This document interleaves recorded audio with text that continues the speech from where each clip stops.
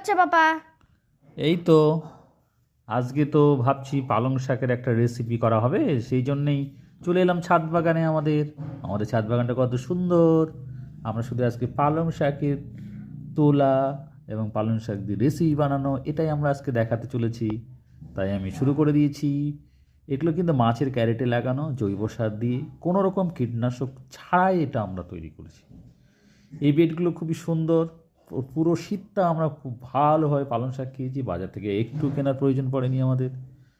দেখো, আমি এখন বড় বড় একটা একটা করে পাতা তুলছি, কারণ একবারে তুলে নিলে দ্বিতীয়বার আর পাবো না আমরা। তাই আবার দ্বিতীয়বার তৃতীয়বার আমরা পালং শাক খাওয়ার জন্য কী করেছি, বড় বড় পাতাগুলোকে হারভেস্ট করছি এখানে। তো আমাদের এখানে দুটো ক্যারেট আছে। ক্যারেট বললে একটা মাছের ক্যারেটে চাষ করা হয়েছে, আর একটা হচ্ছে ড্রাম, অর্ধেক ড্রাম কেটে চাষ করেছি আমরা। এই যে এক মুঠো বলতে বলতে এক মুঠো হয়ে গেলে, এরকম করে 5-7 মুঠো হয়ে গেলে আমাদের একটা সুন্দর সবজি হয়ে যাবে।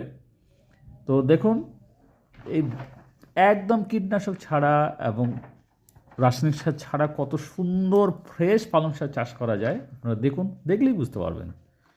আমরা অযথায় কী করি, এই ছোট ছোট বিষয়গুলোকে চাষ যদি আমরা করতে পারি বাড়িতেই, ছাদ ছাদ বাগানে, তাহলে অনেকটা বিষমুক্ত আমরা সবজি পেতে পারি।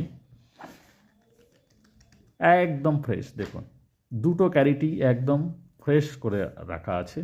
এই জন্যেই আমরা তুলতে শুরু করলাম। যাই হোক, আবার আমরা এই তুলতে তুলতে একদম কমপ্লিট আমাদের হয়ে গেছে।